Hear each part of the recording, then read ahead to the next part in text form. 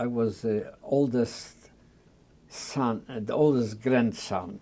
So my father, I remember that we lived there with my grandfather, but my grandfather had me all the time around him.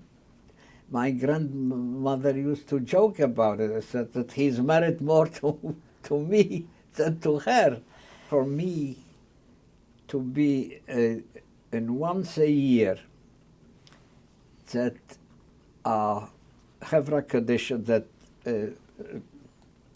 burial society, and this was on a holiday, and this was before Simchas Torah, Shminatseres, that all the members, and a lot of people tried to get into this burial society. They paid. They had to pay to get into it. And the burial society had a big party.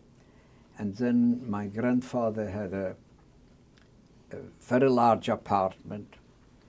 So all the furniture were removed, and tables, long tables with long benches were put in 5 rooms. All the people came in the afternoon, and there was beer served, cakes of beer with, and I remember we were pumping, pumping the beer, and then each one got a big plate with grapes, which was very unusual, nuts, an apple, a pear.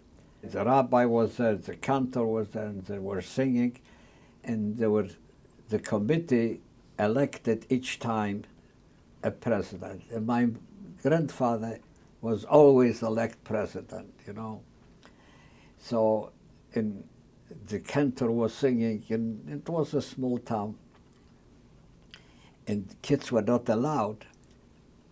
I had entrance, I was standing at the door, and in case, and the kids want to hear how the cantor sang, and want to see that celebrity. So I was the gatekeeper. In case I want to let in a kid, I will let him in, stay here, and you will listen.